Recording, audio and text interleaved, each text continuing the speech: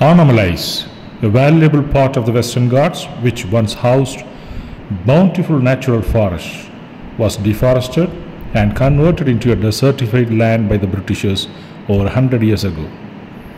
It was Hugo Francis Andrew Wood, a British forest officer, who restored the old glory of the Anamalai forest. Industrial revolution, which started during the initial years of the 18th century in Europe, paved way to heavy demand for oak timber, as a result of which most of the oak forests in the United Kingdom were harvested ruthlessly. There existed a huge demand for durable and strong timber, especially for shipbuilding and for laying railway sleepers. Meanwhile, the Britishers identified the presence of various valuable timber tree species like rosewood and teak in Anamalai and started felling them unscrupulously. This has been acknowledged in a book authored in 1833 by Dietrich Brandisch, who is considered as the father of Indian forestry, who wrote that around 40,000 trees were felled every year exclusively for the Railways Department in the government forests of the erstwhile Madras Presidency.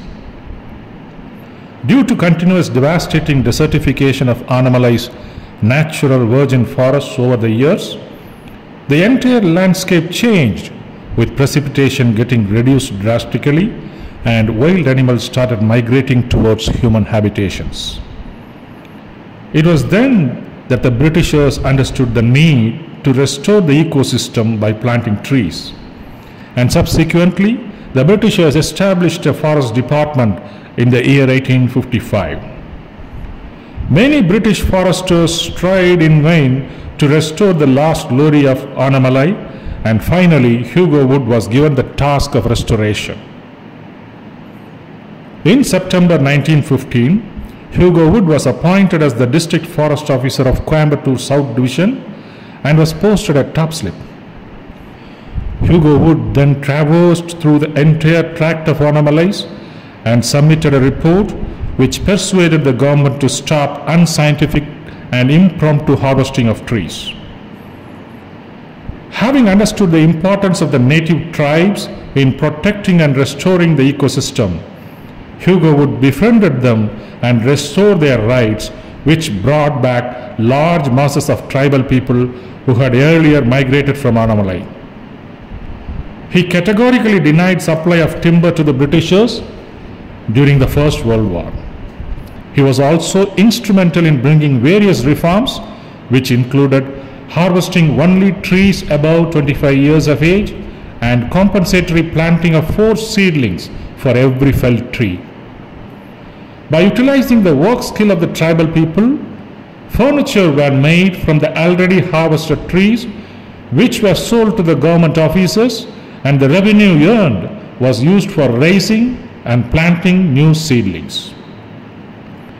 In spite of being an Indian Forest Service officer, Hugo Wood preferred to stay in a bamboo hut at Mount Stuart in the Ullandi Valley to overlook the planting operations.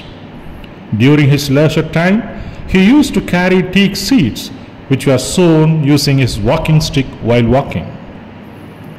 It was because of the hard work and earnest efforts of Hugo Wood, the forests of Anamalai started breathing fresh air, which is reflected by the towering teak plantations and forests today. Though Hugo Wood initially aimed to plant only 25 acres, by the time he passed away, the forest had spread over 650 square kilometers. It is notable that Hugo Wood lived and died as a bachelor. After retirement, he lived in Kunnur in the Nilgiris, and in 1925, he was affected with tuberculosis and he passed away in 1933. In his will, he wished his body to be buried among the teak trees he had planted and had also deposited the money required for that purpose with the Forest Department of Madras Presidency. Accordingly, his body was buried near the bamboo hut where he lived at Mount Stuart amidst the towering teak trees, and on the grave of Hugo Wood one can find this inscription: "If you want to see me, look around." Hugo Wood's commitment to forests stands a testimony to the restored Anamalai's rich forest health.